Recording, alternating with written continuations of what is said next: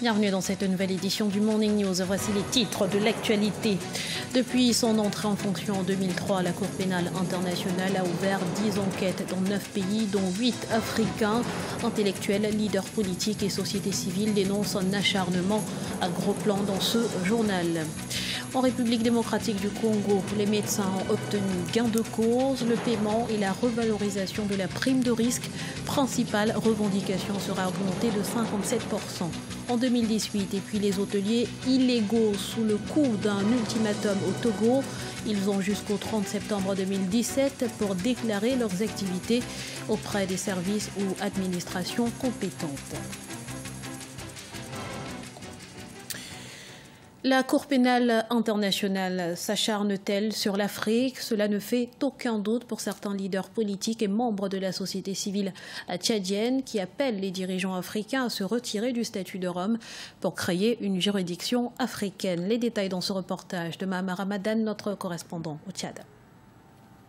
Au Tchad, les intellectuels et les leaders des partis politiques dénoncent cette semaine l'acharnement de la Cour pénale internationale à poursuivre les Africains. Selon ces derniers, 9 enquêtes judiciaires sur 10 actuellement ouvertes à la CPI visent particulièrement les pays africains, ce qui prouve, selon eux, que cette situation est l'expression de l'impérialisme judiciaire des Occidentaux contre les pays du Sud. Ils estiment que la CPI viole le principe de complémentarité institué par l'article 17 du statut de Rome qui stipule que la Cour pénale internationale ne peut intervenir que si une procédure judiciaire n'est pas déjà engagée au niveau des États.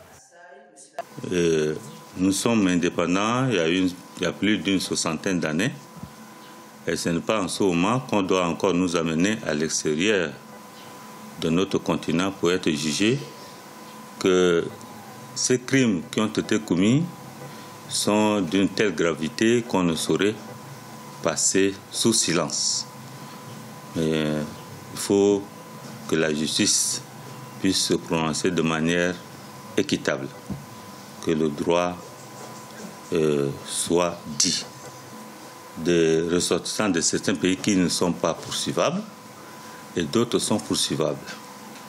Et c'est sur ce point que nous ne sommes pas d'accord. D'après certains observateurs, près de 60 ans après les indépendances, il est temps pour les Africains de créer une juridiction africaine pour juger les Africains en Afrique. Mais cet avis ne fait pas l'unanimité auprès de ceux qui pensent que la mise sur pied d'une juridiction africaine ne fera que cautionner et protéger les dirigeants africains. Il faut responsabiliser les Africains pour qu'ils créent leur système judiciaire et puis ainsi de suite. Je pense que ça, ce n'est pas pour, n'est-ce pas, soulager la souffrance, bien au contraire. Si la CPI pouvait se donner des moyens pour avoir des coudées franches, pour juger tout le monde de la même manière, avec la même rigueur. Mais en dehors, n'est-ce pas, de ça, si elle a échoué, ce n'est pas, n'est-ce pas, une institution africaine qui va, n'est-ce pas, réussir. Pour rappel, 8 pays africains sont visés actuellement par des enquêtes judiciaires ouvertes à la Cour pénale internationale. Il s'agit de la République démocratique du Congo, de l'Ouganda, de la Centrafrique, du Soudan, du Kenya, de la Libye, de la Côte d'Ivoire et du Mali. Et parallèlement, les autorités de N'Djamena ont clôturé ce vendredi 8 septembre leur opération séduction des bailleurs de fonds internationaux. Près de 500 investisseurs ont répondu présents à la conférence de financement du plan national de développement du pays. Les promesses affichées sont encourageantes.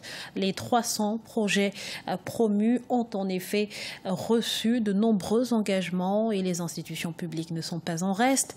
L'Union européenne, par exemple, a promis 925 millions d'euros, bien plus que les 442 millions d'euros annoncés fin 2013 pour la période allant de 2014 à 2020. Évoquant l'instabilité croissante dans le sud du pays, les autorités libyennes ont ordonné ce 7 septembre la fermeture des frontières avec le Niger et le Tchad, une décision temporaire pour combattre les trafics en tout genre. Les détails avec Gladys Mouamba. Le sud de la Libye, désormais décrété zone militaire. Les autorités libyennes ont décidé le 7 septembre de fermer les frontières avec le Tchad et le Niger pour une durée de 3 mois. L'objectif étant de combattre les trafics d'armes, de drogue ainsi que l'immigration clandestine qui prospère dans cette zone frontalière. La circulation de tout véhicule sans autorisation est dorénavant strictement interdite. Normalement, ça devrait être une zone limitée autour de fortifications, ce qui n'est pas le cas aujourd'hui. C'est un espace qu'il délimite pour dire que toute circulation de véhicules sera interdite ou soumise à autorisation. Cela voudra dire qu'il faut arrêter les terrassements sur cette zone-là, ne rien bâtir et que c'est l'armée qui prend le contrôle avec le général Barkhachirmi qui est à la tête du commandement pour sécuriser cette zone qu'ils appellent Opération Sahara. La fermeture des frontières semble être un procédé récurrent dans la région. Il y a un peu plus de 6 mois, le Tchad annonçait la fermeture de sa frontière nord avec la Libye en raison de menaces d'infiltration des mouvements terroristes. Le 6 septembre 2017, le Soudan annonçait la fermeture de ses frontières terrestres, notamment avec la Libye, pour lutter contre la contrebande d'armes. Nous avons fermé nos frontières avec la Libye, le Tchad et le Soudan du Sud, afin d'empêcher la contrebande d'armes et de véhicules à 4 roues motrices. Récemment, près de 60 000 véhicules à 4 roues motrices sont entrés au Soudan clandestinement par la Libye, le Tchad et le Soudan du Sud, pour être ensuite utilisés pour commettre des crimes, notamment des meurtres, de la contrebande, du blanchiment d'argent ou du trafic de drogue. La restriction de la libre circulation des biens et des personnes devrait servir à enrayer le phénomène de porosité des frontières. En août 2017, l'homme fort de l'Est libyen, le maréchal Khalifa Haftar, estimait à 20 milliards de dollars sur 20 à 25 ans le programme de sécurisation des quelques 4000 km de frontières du sud libyen. En République démocratique du Congo, les médecins remettent leur blues. Ils ont mis fin ce mercredi 6 septembre à leur mouvement de grève après avoir obtenu l'augmentation de leur salaire mensuel. Les précisions de Patricia Solange-Dubois. En République démocratique du Congo, les médecins du secteur public ont obtenu gain de cause ce mercredi 6 septembre. 2 semaines après avoir entamé une grève, ils réclamaient l'augmentation de leur salaire mensuel à 1 000 $ contre 350 $ actuellement. Le représentant du syndicat national de médecins, SINAMED en sigle, avec le banc ou la délégation gouvernementale, ont signé un accord. Et dans cet accord, il est stipulé que l'État congolais s'engage à remettre le médecin de la République dans ses droits. La République démocratique du Congo est actuellement confrontée à une crise économique. Le taux d'inflation atteint aujourd'hui les 50%, tandis que le franc congolais a perdu 30% de sa valeur, ce qui représente une menace pour le pouvoir d'achat des ménages et l'économie du pays. À dire vrai, dans les contextes actuels, vu l'environnement politico-socio-économique, même si on fait descendre les anges du ciel, le gouvernement n'est pas capable de payer les fonctionnaires au taux budgétaire de 1452 francs congolais le dollar. Mais où est la solution maintenant? Quelle est la solution? La solution se trouve dans la négociation.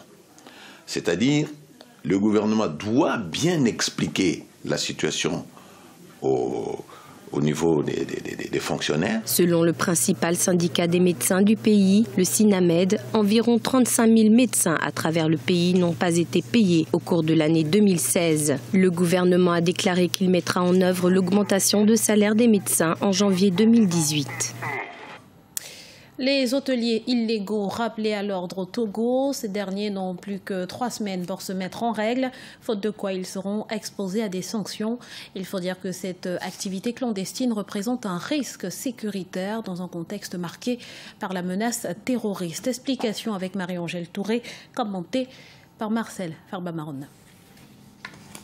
L'exploitation illégale de résidences touristiques sans permis est un acte puni par la loi togolaise. Et pourtant, dans les rues de Lomé, la capitale, mais aussi à l'intérieur du pays, fleurissent dans l'illégalité des résidences hôtelières. Ihou Yaovi Atigbe, ministre de l'Industrie et du Tourisme, a par conséquent pris l'initiative d'interpeller le 30 août dernier les principaux concernés. Il faut d'abord commencer par le foncier. Parce que le vrai problème, le code foncier qui est censé justement organiser tout ceci ne fonctionne pas. Sur le secteur touristique de manière plus précise, sachez que vous rentrez là-dedans dans un secteur maintenant de gestion et de rentrée de ressources financières pour l'État.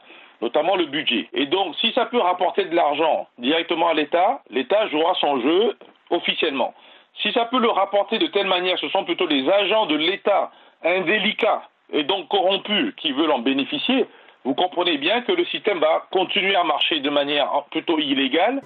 Pour le ministre en charge du tourisme, le contexte sous-régional, marqué notamment par des menaces terroristes, requiert plus de fermeté face à l'hôtellerie illicite. En effet, les clients de ces endroits non réglementés seraient difficilement identifiables lors d'éventuelles enquêtes. Par ailleurs, ces pratiques illicites constituent une forme de concurrence déloyale vis-à-vis des établissements référencés. Et pour cause, les services des impôts ne perçoivent pas les taxes inhérentes aux résidences hôtelières lorsqu'elles évoluent dans la clandestinité. Il n'y a pas d'interdiction en fait à avoir 2-3 sous-locations à la rigueur. Mais si vous avez des faux titres de propriété, et quand vous avez même l'administration qui organise des vrais faux titres de propriété, vous voyez déjà le problème qui se pose. Vous venez au Togo, vous achetez un terrain, vous voulez construire un espace pour le tourisme, il se trouve que le terrain lui-même à la base, les papiers que vous avez étaient des vrais en titre de tout le monde à signer, et puis vous apercevez à un moment donné que c'est faux parce que quelqu'un porte plainte contre vous et ce quelqu'un se trouve être dans l'administration à haut niveau et arrive à le justifier. Les responsables des établissements concernés sont sous le coup d'un ultimatum. Ils ont jusqu'à la date du 30 septembre pour déclarer leurs activités auprès des services ou administrations compétentes. Le cas échéant, les contrevenants seront alors exposés à des sanctions. Ce journal a été réalisé par l'ensemble de la rédaction. Merci pour votre fidélité. Restez sur Africa 24 dans un instant, une nouvelle édition de l'information.